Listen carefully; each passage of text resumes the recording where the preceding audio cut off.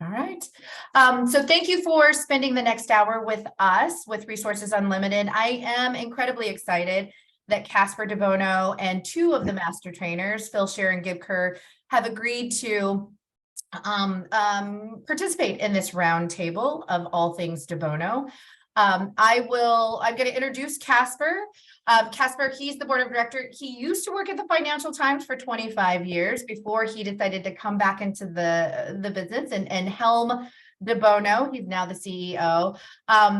Grew up with Edward, of course, Edward's oldest son. So looking forward to hearing some anecdotes as we go along this next hour. Then we have the absolute lovely Phil Shearrer. Phil and I have worked together for several years. He is one of my master trainers. He has 26 years in adult education, and he is a certified trainer and facilitator in several different things, including all things de Bono. And then last but certainly not least, master trainer Kerr. You have been in this business for about as long as Phil has, if not longer. You have over 40 years of experience working with and developing teams.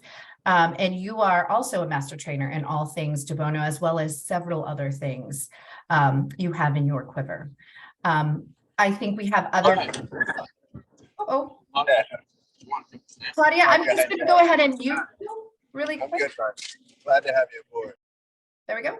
I also have the RU team on here. There's Alicia. Most of you guys are, hopefully several of you have talked with Alicia. And then we have Justin and James. My fearless leader, James, is on the call as well. All right. Oh, give me just a second. There's somebody else that's getting ready to come in. All right. I am going to throw a poll up here. And if everybody will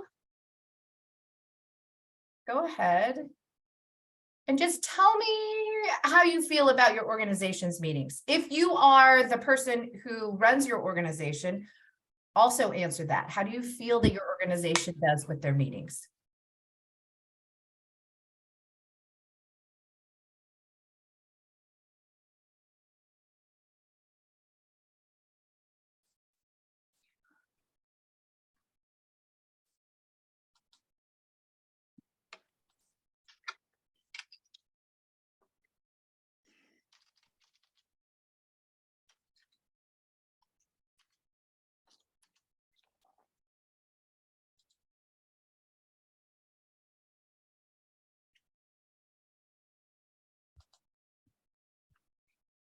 Okay.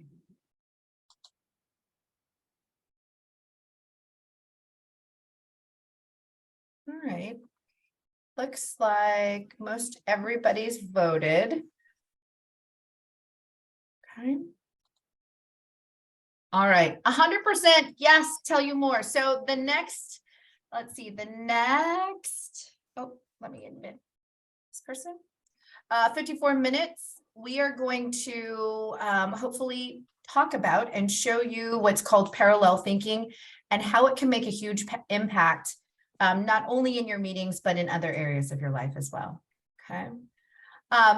Caspar, thank you so much for being on this roundtable with us. Would love just quick story about growing up with Edward, the creator of parallel thinking. Thank you, Tanya, and it's a real pleasure to be here. And I hope that I'll get to hear various people's perspectives on Edward's work, because I know that this isn't necessarily new to all of you. So there are two anecdotes which I think are most relevant to this conversation, and they both appear in my father's books. In fact, one of them is in the introduction to one of his first books, and it's about his first days or first night at university. In fact, he studied medicine at the age of 16 in Malta, so actually his second university, which was Oxford, and he was resident in Christchurch College. And if any of you know Christchurch and Oxford, it has very high walls and sort of ancient architecture, originally designed for Cardinal Wolsey in the time of Henry VIII. Anyway, my father went out to a party and came back after the doors were locked. And he knew this was going to happen. So he'd asked an experienced student, how do you get back in? And he'd listened carefully. And incidentally, I've never seen my father drunk. So you might conclude that he was drunk at the end of this story, but I think it's unlikely. So he comes back and he believes the doors are locked. So he follows the instructions that he was given, and he climbs over a wall. And then he climbs over a second wall.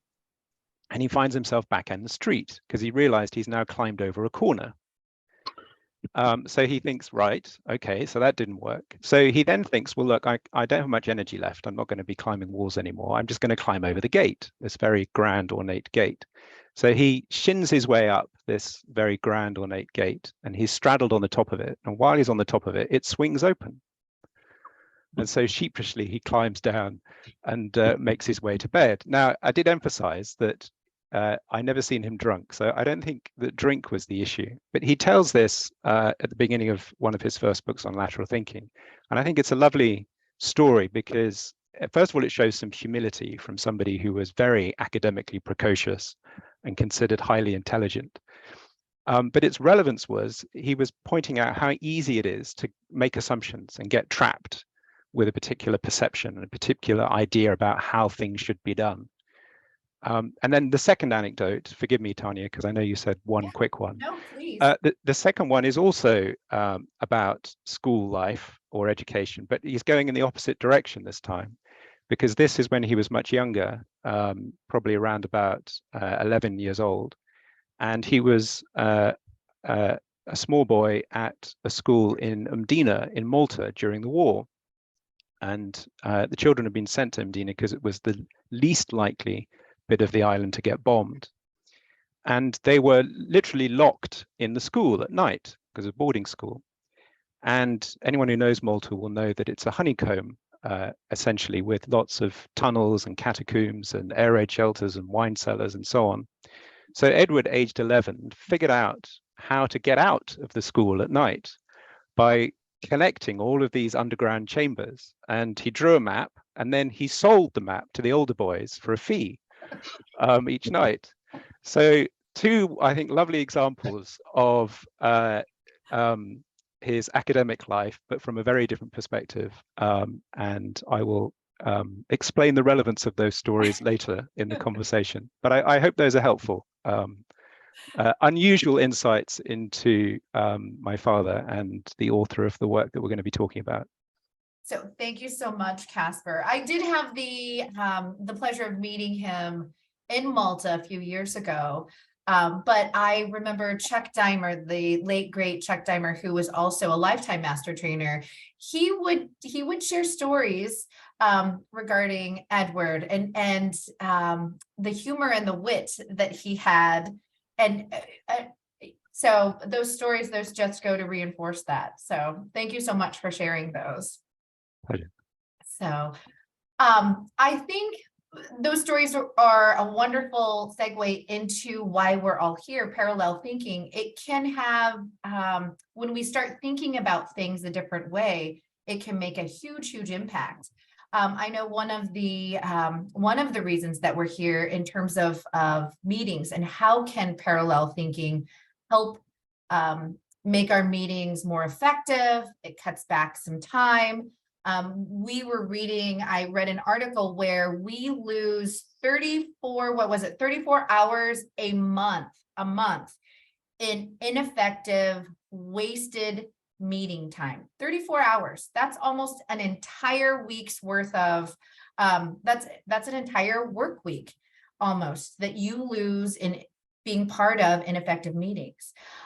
So I know that I've worked with Gib, I've worked with Phil, Caspar, you and I have talked about the impact that parallel thinking can make on making those meetings more effective, hearing from everybody that's in that room and keeping everybody focused. And as you can see, I think I've shared the poll here. I think it's great that the 8 out of the 11 folks, they really enjoy their meetings. There's a smaller section that dreads going. It's 7 feel that their meetings are really effective. There's 4 that think that it's mostly a waste of time. Everybody wants to learn more. I know from our standpoint, the Resources Unlimited standpoint, we changed the way we conduct our meetings, and we've embraced, of course, parallel thinking. We use a lot of 6 thinking hats verbiage in our meetings, and it has made a huge difference. We keep on task, on focus, and everybody knows exactly what their responsibility is when we leave that meeting. And while we do get lost in some rabbit holes, we all have the ability to put on the blue hat and go, we need to refocus, okay, without it, in a very respectful way, which just makes us think, okay, we got to get back to doing what we're supposed to be doing. I'm going to throw this back to Gib and Phil. Gib, you had the wonderful opportunity to work with the Defense Acquisition University, and the parallel thinking, the 6 thinking hats, that is implemented in some of their executive level courses. Phil, you have done certifications. You also brought it into your prior organization. Tell me a little bit about, and Gib, I'll start with you, a little bit about the impact that parallel thinking and 6 thinking hats has made within that organization, if you will. Thanks, Tanya. What was interesting is the tools we use, or we're using at the university, were for mid and senior level leaders to help improve fill in the blank. The interesting thing was we were trying to find, this is back, I don't know, 2013 or so, 2014. And we brought it in as a pilot into one of the classes just to teach them parallel thinking. It became contagious because a lot of the teams with which we work are technical teams, integrated product teams, engineering teams, and they lead these organizations. And when you have all these brains kind of colliding in a meeting without some structure to help them get a shared perspective and actually communicate instead of argue and debate and collaborate more, they found this tool extraordinary. They said, wow. And literally, I mean, evidence said, no, we need more of that. And so they said, can you continue to use it in these courses? So much so that it's embedded in their curriculum. And when these folks go back and they try to practice using parallel thinking with their organization, say, ugh, it's sort of, wait, how come I can't make it work here? And so the other thing that we started to teach was, remember, it's also a way of looking at things. Yes, it's a tool for helping us organize our thinking. I got that, but it's internal and external. So once they realize that, oh, I can use this as a part of my life, as part of my DNA now, that I understand when my perspectives are blurred and now to sort that out. How do I do that? Right now, it is they completely revamped all their curricula during COVID. This is the only component, the 6 hats, parallel thinking, and some lateral thinking as well, was the only component that remained intact in that program because of the value they were seeing. When we asked them later, how's it going? Are you able to use it and deploy it? And so we go back even into the field with organizations because they learn it once, they see the value, they've seen the efficacy, they've seen the reduction in time and the reduction in opportunity cost, right? So you spend more time doing other things and less time in meetings that don't have a purpose or an end. So it's expanded. We started originally, we were running we ran maybe 20 people through in half a year, maybe 40 in half a year. Now we're up to, I don't know what we're at now, 300, I guess, that we do, something like that. Yeah, I would say at least 300, Gib. I think there's a class, about every other month. Every other month, and between 30 and 40 people, depending on what they're doing. Yep. So thank you for sharing that. And Phil, I know one of my favorite programs, Power Perception, you implemented at the University of Missouri Healthcare. So tell us a little bit about that program, and then what was the impact with the. So I have a couple toddlers in my house, my grandkids, and there's this brand of clothing called Garanimals. And the idea is that every piece of clothing has a tag on it. And if you buy an ostrich pair of pants and an ostrich shirt, then you have a complete outfit. It's the right color codes, everything fits.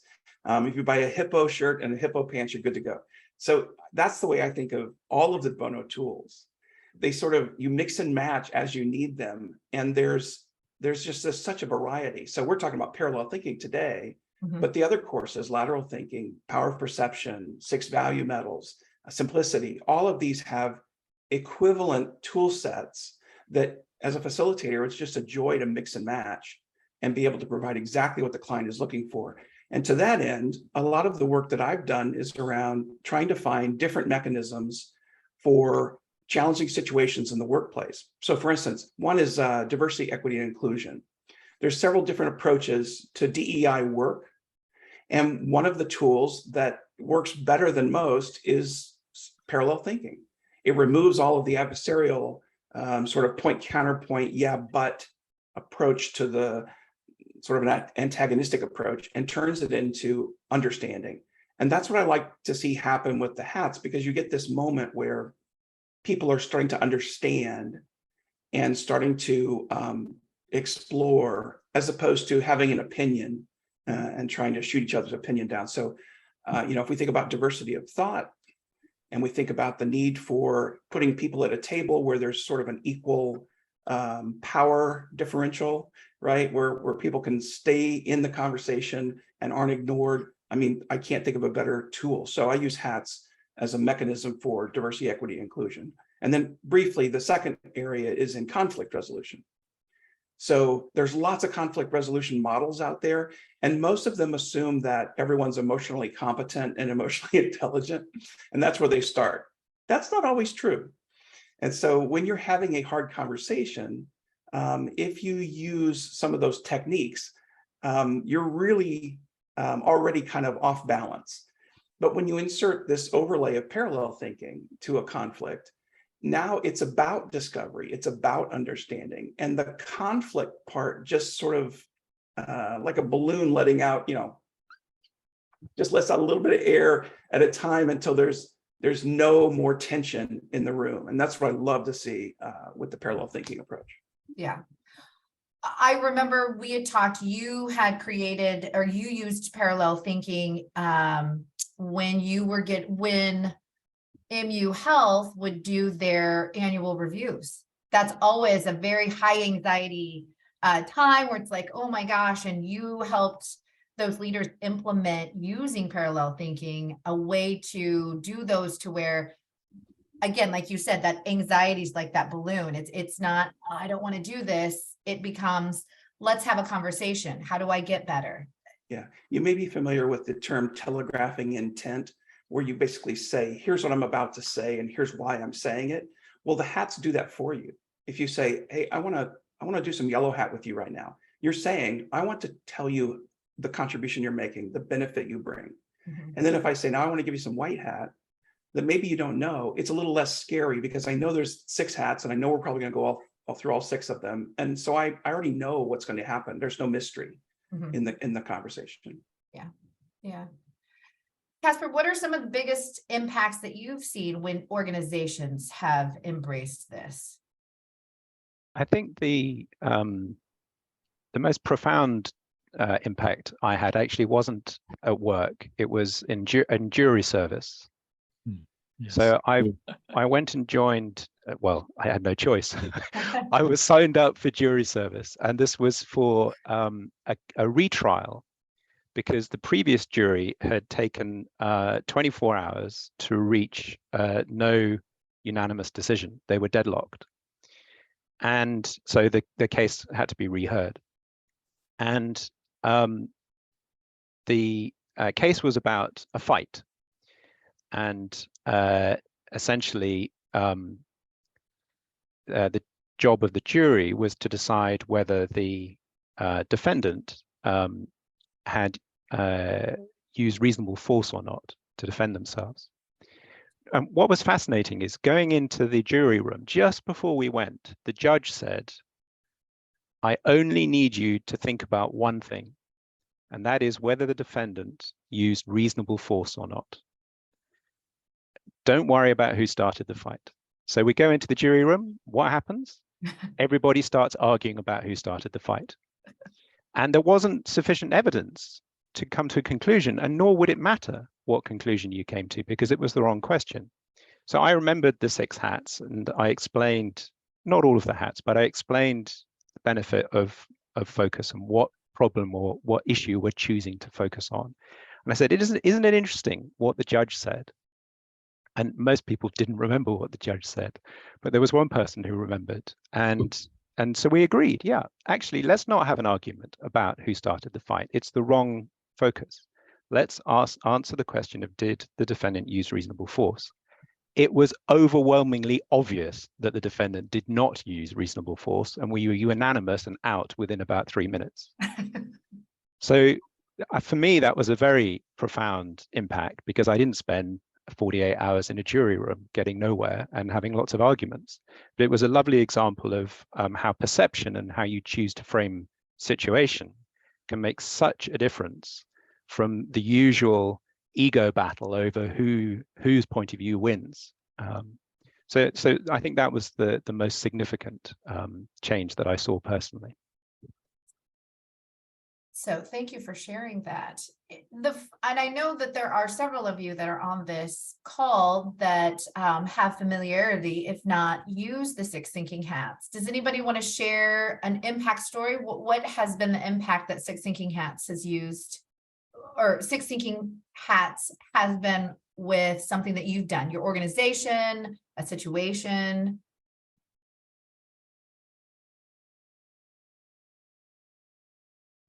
My name's Alan, and my company is called Idea Transfer. And I was honored, and Caspar, please accept this as an additional tribute to Edward. In 1979, I was hired by Tech, now Vistas International. They have over 20,000 CEOs now today, but the job was to educate CEOs and executives. And I was hired to build a seminar division and work with Ken Blanchard and Bill Onken. And your father was scheduled in a meeting in December of 1979 in a room with 500 people in Newport Beach, California. Unfortunately, just like the recession we have now, only 19 people showed up, and I was one of them. It totally changed my life. I realized in one of the exercises with the wheelbarrow, and he did, and everybody else, that I was one of the better black hat thinkers. What do you do when you're president of the debate team? You terrorize everybody. So he said, why don't you think about this yellow hat? And from that day on, my entire life has changed. It has influenced all of my work over the last 42 years. And where it applies most effectively is in the boardroom, and when people are sitting around trying to figure out how to balance what they need to do to be a better leader, wrapped up into what it needs to be a better manager. And so the impact for me is I just made a speech to the organization I've worked with for 42 years. And the number one thing that I did was I used the book, I'm Right, You're Wrong. And what I basically did, Gib just did it. There's a room of 60 people. And I said, I wanted to know why mergers and acquisitions don't work. And I said, and then I just did it. I'm right, you're wrong. And all you do is this. And as long as you're doing that, all you're going to do is waste time and energy, whatever.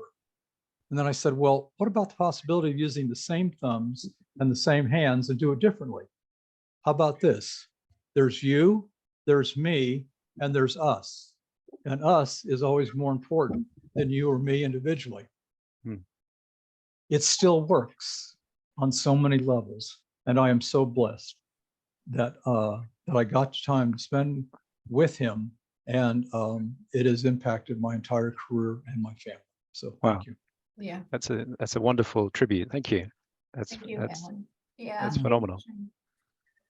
So talking about parallel thinking, and again, I know several of you that are on this call, you are familiar with parallel thinking, but parallel thinking, the impact that it can have. I'm going to throw this back to my panel here, Gib, Caspar, and Phil. In layman's terms, what is parallel thinking, and why is it so important? Or why should we embrace parallel thinking when we are trying to, in our meeting space, when we're trying to think about things in a different way? How do we do that? Why do we need to do that? I'm going to take a quick jump in, Caspar, before you, embarrass me. But here's my analogy. If you were asked to come to a meeting, there's questions that arise. What are we meeting about? What's the output of the meeting supposed to be? What are the objectives? Who's going to be there? What am I supposed to do? It's almost like somebody said, hey, come to conference room B and we're going to have a sport. And that's all I know. I know we're going to have a sport, but I don't know which one. So I, in my mind, assume I'm going to bring, hockey stick and a helmet and a puck, because I'm going to go there and I'm going to play hockey. But when I arrive in the room, I notice some people have a basketball, somebody has a football helmet on, somebody else has a catcher's mitt. And then we proceed to argue about what game we're playing, how to score, and what the rules are. Mm-hmm. With parallel thinking, we all agree we're going to play football for a few minutes, then we're going to play basketball for a few minutes, then we're going to play badminton for a few minutes. And because I know the rules for those games, and I know how to score in those games, and I know how to participate in those games, parallel thinking just gives me all the freedom then to be the best I can in that sport at the right time, at the right place. That's, to me, what parallel thinking does. Yeah. Gib and Caspar, do you want to jump in there? I love that analogy. I think that is almost the perfect analogy, because we all come to the table with and wanting to discuss whatever the focus is through our own lens. And a lot of times all of our lenses are very, very different. And I think one of the important aspects of it, it's really not about the hats, right? Mm-hmm. The hats are metaphor for getting away from this pattern of debate that we were all raised with into an environment where I can actually collaborate. I'm not wandering around in a forest trying to fight off all the wolves. We're gonna take it on one wolf at a time. And I think why it's important is because a lot of tools that we're taught, both Phil and I do a lot of tool integration, and it's because you got this toolbox full of tools. Well, now what do I do with them? And even when I'm using parallel thinking, I can actually organize that toolbox. Mm-hmm. So it's about a lens for looking at the world and how you're organizing what you're doing, how you're thinking. It's particularly for those of us who have conceptual brains, our tendency to stay organized and focused is not really there. We tend to wander off into various corners. But the perspectives of the hats and understanding what those are allows me to kind of point in the right direction. And everybody I interact with doesn't have to have been trained in the hats, right? Because you're going to use the prompts and the questions, and you're going to use that kind of thinking to get them organized. And to get more out of that interaction than I would have had if we were just there having a discussion with no structure to it. Well, and I think too, before I throw this back to Caspar, one of the most enlightening things, the very first time that I went through a Six Thinking Hats workshop, and it was with, I believe it was with Chuck Daimer, and he said, we've been trained to debate, and he brought up all of these wonderful pictures. Our political system, you have this side and you have this side, and what you grow up always going, okay, but but I see your point of view. And I remember that was a huge aha moment but are we really seeing your point of view? I can say that, but I'm sitting here waiting for my space, my time to be able to say, okay, but here's my counterpoint. And what Six Thinking Hats did, that whole parallel thinking was like, when I say, I see your point, I truly see your point, because we're all standing there looking at whatever point that you're trying to make, instead of, okay, yeah, I do, but wait, I need to say this. So it's, that was a huge aha moment for me, Caspar. And if I can, before Caspar jumped, I was going to answer one of the questions in the chat. Has anyone tried pairing Six Hats with mind mapping? Yes. Well, absolutely. The cool part about the hats is once the mind map goes up there, I can now drive around the map. And again, as those maps, the mind mapping grows, I can say, okay, what perspective we need for each of these pieces. And so take a look at all the De Bono tools as enablers, right? They enable all these other things to work really, really well. And it doesn't matter if it's mind mapping, if it's design thinking, if it's any of these things. The hats enable those tools and make them much more powerful. Take it away, Caspar. You both and all covered many of the fundamental points. So let me just add a few things to embellish. So my father talked about the intelligence trap. And with the intelligence trap, what he was referring to was that there are some people who are very bright, they're very intelligent, but they're not, in his view, good thinkers because they use all their intelligence to prove their point of view, their opinion is correct, and anyone else's point of view is wrong. And the two analogies I gave at the beginning, you might be thinking, how on earth does that tie back to the 6 hats and parallel thinking? Let me make the connection. So the first one, when my father came back to the college, he had a very fixed idea about getting back into the college. He had his idea, his assumption about how it should be done. And he was embarrassed to find that he was wrong. But the point he's making, and it's the title of a book that Alan referred to, that my father wrote, I Am Right, You're Wrong. And Tanya alluded to this when you were talking about debate and politics, is we so often go into a meeting with the idea already. And we use the whole meeting to win and to prove that anyone who doesn't agree with the idea or the opinion must be wrong. So parallel thinking is about fundamentally changing that belief and having the courage and the open-mindedness to say, well, actually, I'm going to discover something in this meeting. I'm not necessarily just going to walk away with what I went in with. And that was my reason for mentioning the second analogy about making the map and getting out of the school in Mdina. My father talked about the hats being like a navigator deciding on a direction that they're going to travel in.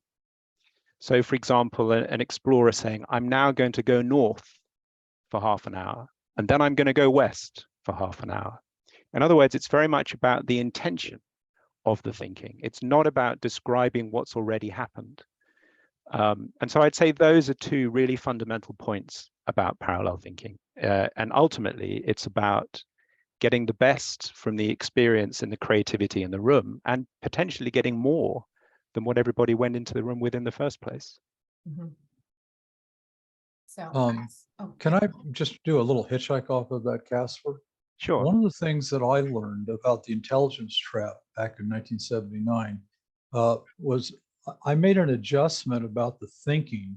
And because I was in the presentation business, my green hat was, let's get everybody in the room to be conversationally competent. And by definition, conversationally competent means that you talk with each other, not at, down, or around each other in the issues. And what I've noticed is that when people are saying, I want to have a conversation, what it does is gets them out of the fact that it's a meeting. Because a meeting, they already assume there's a benevolent dictator, even though the benevolent dictator is not benevolent, only in their eyes. So shifting and reframing that is something that has worked for me. And it's a gift, obviously, to all of you. It's a lovely use of importance of the use of language in framing how you approach something. Yes, that's very powerful. Thank you. Yes. And for those of you that are wondering too, I think the 6 thinking hats, it's a common language. It's the vehicle in which you get people to have that conversation with you, and you move away from that punch counterpunch type of debate conversation when you're in a meeting. And it's a signaler. I remember, again, Chuck Daimer, he was like, think of it as a game. Everybody's going to agree to these rules. And there is this set of rules, this common language in which you're going to use within this conversation or within this meeting. And I know for our team, we know when it's a signal. So one of us will signal, okay, we need to change our thinking or expand our thinking to bring in yellow hat thinking. We need some we need what are the brights of this, the sunshine of this idea. If we get too far down into the black hat thinking, or if we're stuck when we say we need to do some green hat thinking around this, we all know, because it's a signal to all of us, we need to start thinking about alternatives. We need to come up with some additional ideas. We know we're stuck, so how are we going to do that? Instead of staying in maybe our black hat thinking mode, right? So. And I think also what's interesting, and I've watched it when we watch technical teams develop that competency to communicate better, it helps them, the hats and the alternation of perspectives helps them define things. The word that we use in a lot of things is the word requirement. Well, that means a dozen different things to different people. How do you have an intelligent conversation about, are we really talking about the same thing? And you need a structure to help you all get on the same page, even with it turned to defining, to the point of defining terms that you use every day. Because oftentimes we find people are talking past each other, and that's where they're wasting the time. Right. So that structure and the awareness that you're going to use a shared perspective allows you to more clearly define not only the focus of what you're willing to discuss, but the definition of the fundamental terms involved.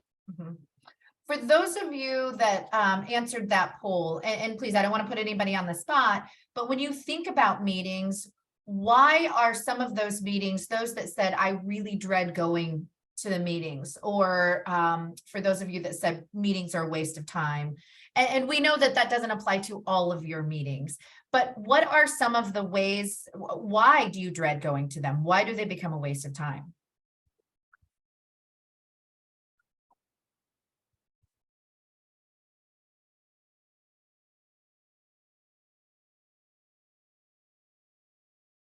I'm going to put Kelly on the spot here. Oh, Clarence, you just unmuted yourself. Okay. If I would say, one of the reasons why I dread going to some meetings is because they're not productive. One, because you think that somewhere within the meeting, the leader or leaders might, so to speak, call someone out. They might be a little forceful in their comments or their understanding or their direction with dealing with everyone, and not knowing when and how to have the one-off meetings or the individual meetings versus to bringing everybody into an issue that needs to be shared and handled in a one-off situation. Okay. All right. Thank you for sharing that, Clarence. I'm going to throw this back up to the panel. When we are talking about using or employing a parallel thinking, how might that help some of the meetings that Clarence goes to or has to be a part of, if the organization were to embrace parallel thinking? So because of the amount of time that we spend in meetings, there's this tendency to kind of forget how that time might have been better allocated. And so when you present a focus at the very front of the meeting, and you create an expectation that at the end of that meeting, there will be some output or some outcome, then every mind in that room begins to converge on that same approach. And what happens is you just get stuff done so much quicker because we all know where we're trying to get to. We all agree on the focus and we all understand what the outcome must be. But if that piece, that blue hat piece is missing, how do you even run a meeting? Like, I don't know, like an agenda of topics doesn't even get close to that. So for me, the frustration is having topics as agendas instead of focus statements that have a clear purpose and a clear outcome. And ones that are promulgated far enough in advance that I don't dread it anymore because it's clear before I even get there. So all the angst associated with going to yet another worthless meeting goes away. So focus, I think, is the most important thing. It's, why am I going? Start with why, right? And if that's not clear to me, of course, I'm not going to want to go to that meeting. And if I'm wired a certain way, behavioral way, I just may be absent, right? Mo had a question. Is there any correlation between like DISC or personality traits and the use of the hats?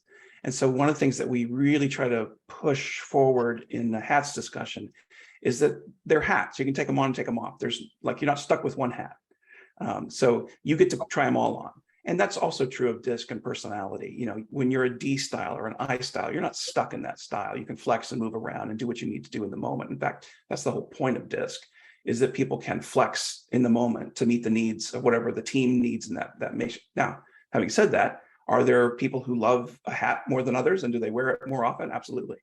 And so that becomes fun if you know that somebody in your department is really good at green hat. Well, you want to make sure you bring them to the green hat part of the meeting.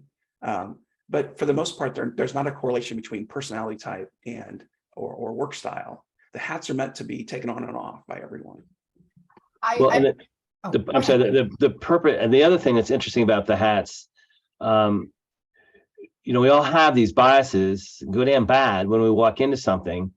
And those biases are sometimes determined about how we're wired to think and behave. The interesting thing about parallel thinking is if I have the emotional intelligence to work with it, then I realize, oh, if I do that kind of quick sequence of hats on my own thinking, then I say, oh man, I'm wearing that black hat all the time. How can I learn just again with the prompts, I can unlearn that so that when I am in a meeting, I'm not waiting for only that moment. I'm going to collaborate in all those other perspectives as well. Yeah, absolutely. It improves awareness, I guess is my point. Mm-hmm. It does. That's good. Yeah. See, I'm looking else in here.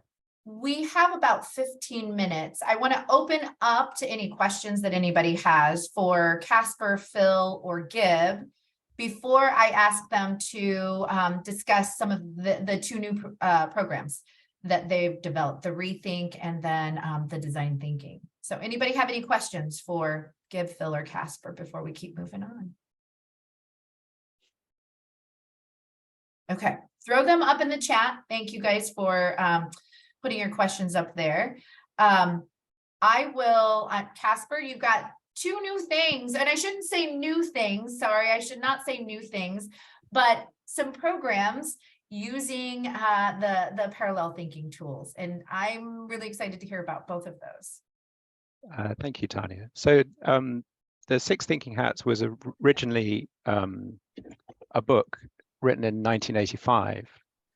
And one of the reasons my father wrote it is, having spent a lot of time with organizations, he found that there wasn't a productive means to develop ideas. Because adversarial thinking and argument was so dominant, any new ideas would get very quickly squashed. So the point about the hats, or one of the reasons for the hats, was to create a framework in which to develop and explore ideas.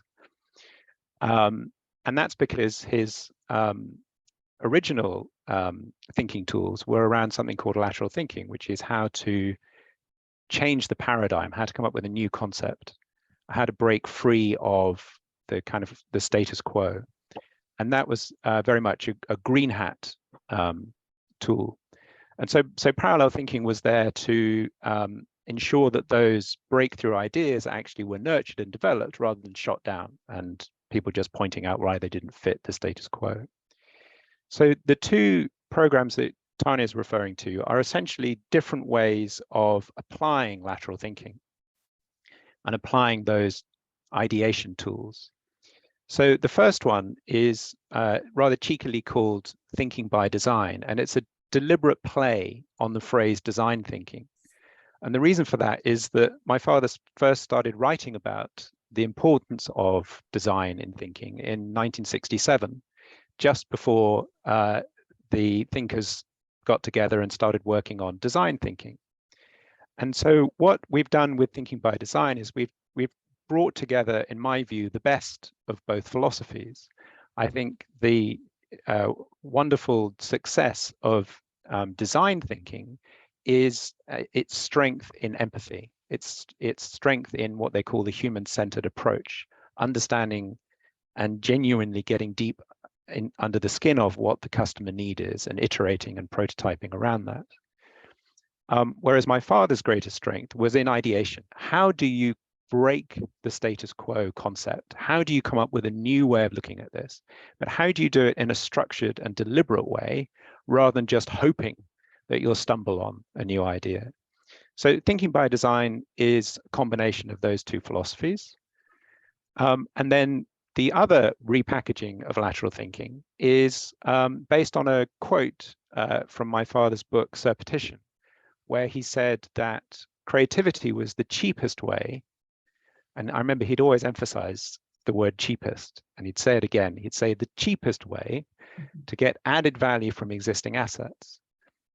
And it reminded me of why he invented the phrase lateral thinking in the first place, because he wanted to distinguish it from general creativity, in that he felt that lateral thinking was not about a greenfield situation where you can imagine whatever you like. You can create whatever is possible. His point with lateral thinking was you have to reuse what you've already got, but you have to do it in a different way. And that's in many ways much harder because we're trapped by the successes of the past, or we're trapped by the familiarity we have with how things are done.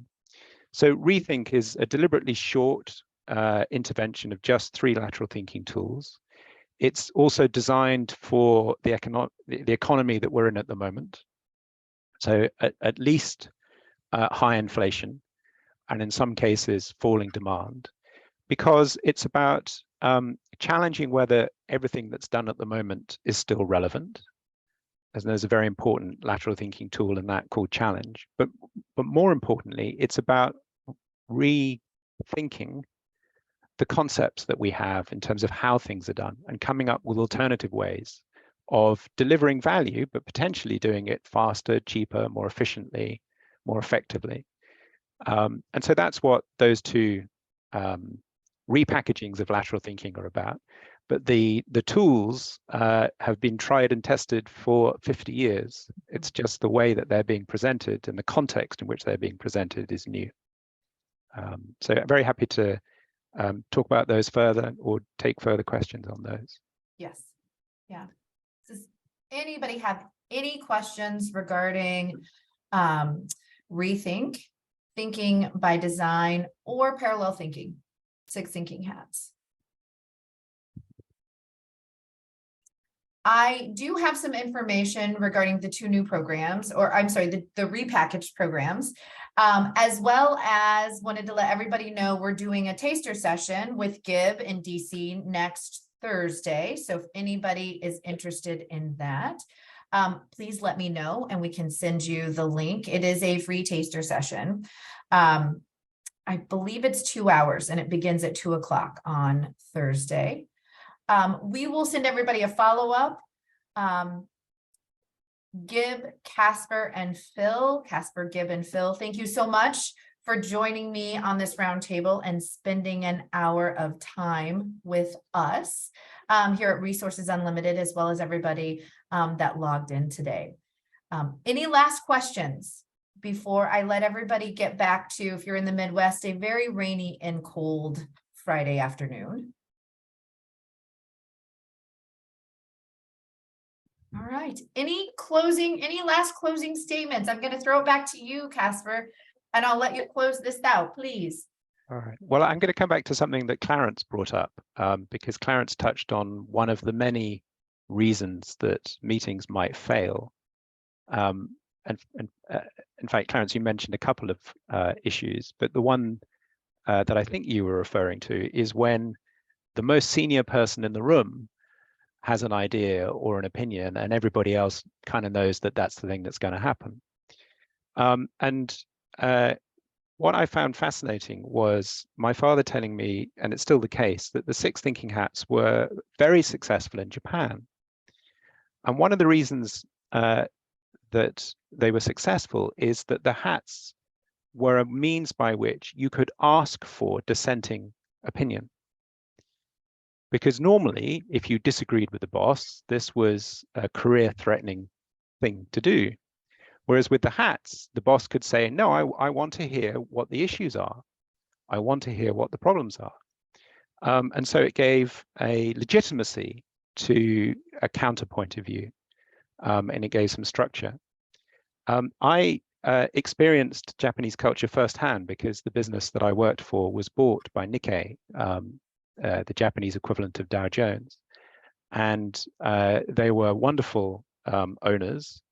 And there was a very, very capable director at Nikkei who solved this particular problem in I think, a unique way, which is that whenever he went to a meeting, at least the meetings that I was present in, he would immediately fall asleep for the entire meeting, because it was his way of saying, look, I'm the boss, and if I'm not careful, all my ideas are the only ideas we're going to talk about here. And so his way of dealing with it was to fall asleep. So I would just like to share with you that I think the 6 thinking hats might be a more productive way of dealing with that problem, and getting alternative points of view and a breadth of experience ultimately from all the participants in the meeting, not just from the boss. Yes. Thank you for that. And thanks so much, Tanya, for hosting this and setting this up and bringing us all together. It's a real pleasure. So this was fun. Thank you so much for joining all of us for an hour. I know Paul, he wrote one last thing here in chat. Worst meeting that he ever attended was the Site Activation Task Force. And you met the purple hat, no focus hat, Paul, which there is no purple hat there.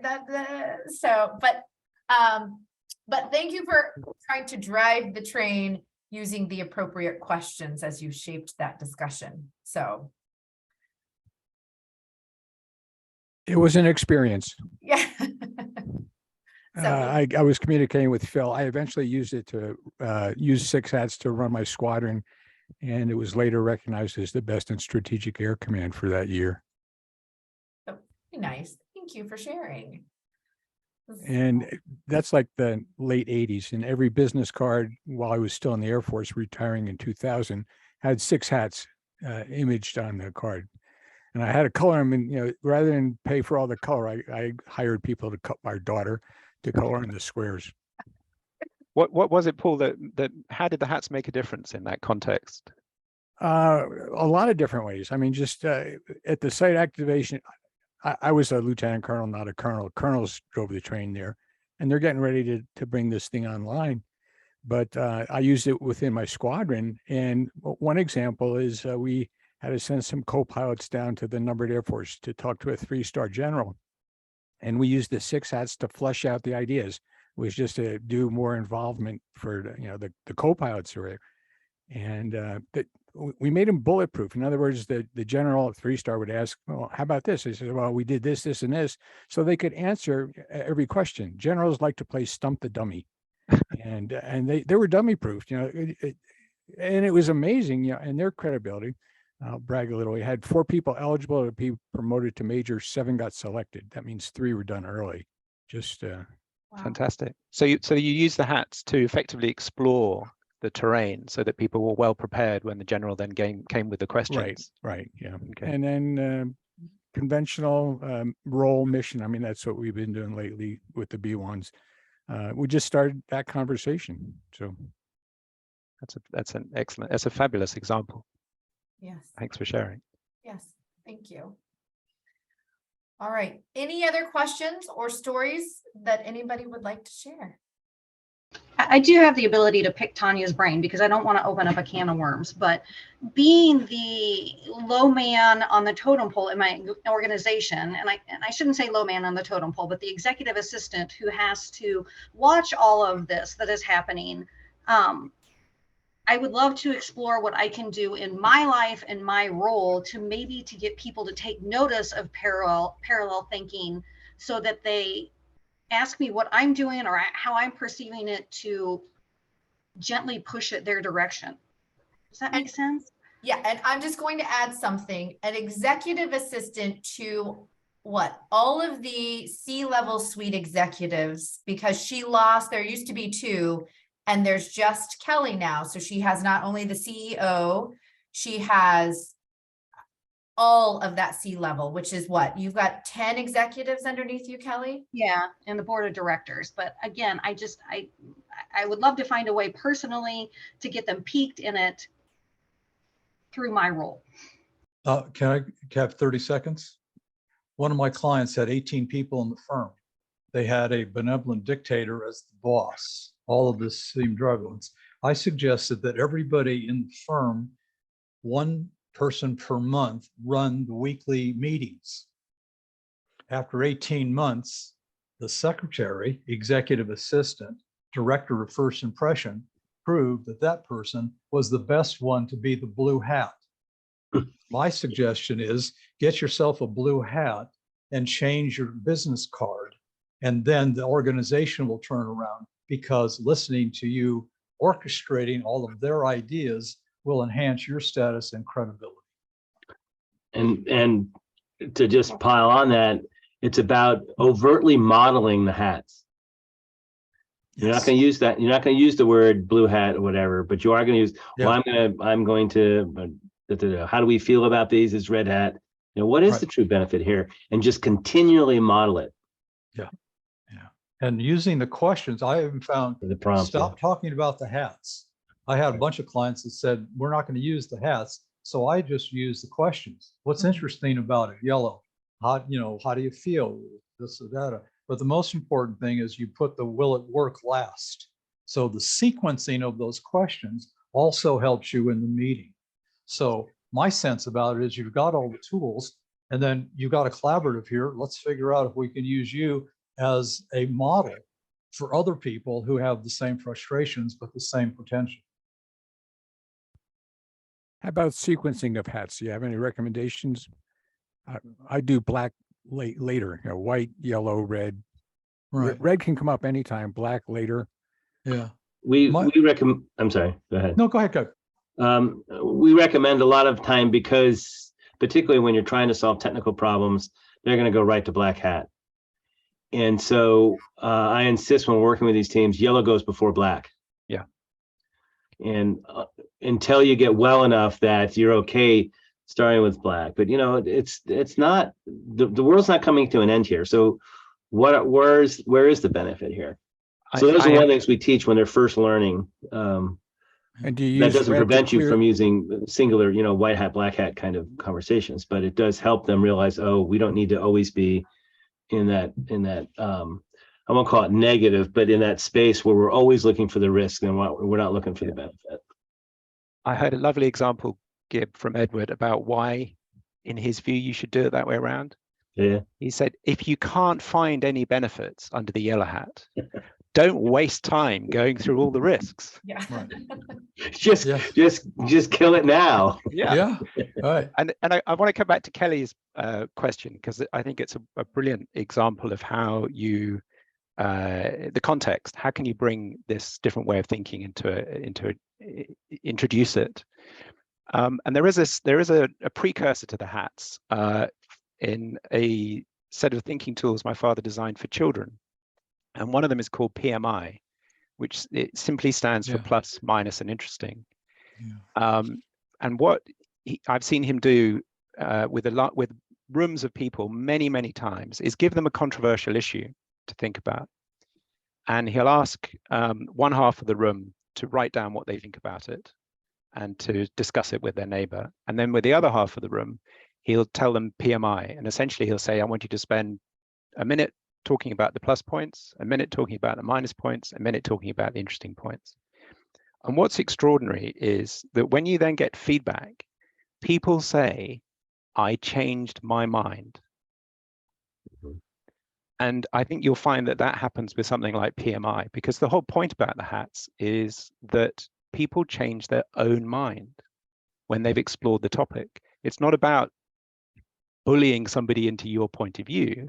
They explore it to a point where they go, I didn't think about that element of it. I didn't kind of allow myself to think about that. Now I've changed my mind. I've changed my point of view. So PMI is a simple way in which you could say, well, look, just before we conclude on this or knock heads on this, let's just look at the plus for a minute, the minus for a minute, and interesting. And interesting is things that are neither plus nor minus. So it might be kind of creative elaborations or questions you have on the issue. I hope that's helpful. Yes, very helpful. Thank you. Yeah. All right. It is 12:02 Central Standard Time. Again, I want to thank Caspar, Phil, and Gib for joining me to offer this roundtable, and for everybody that's still with us. Thank you for spending an hour with us today. If you have any additional questions or you want any of the additional information about anything that we've talked about today, reach out And I will be more than happy to supply whatever you are asking for. So with that, everybody have a wonderful, wonderful weekend and enjoy the rest of your Friday. So, and thank you Yeah. again. Thank you. Thank you. All right. Thanks.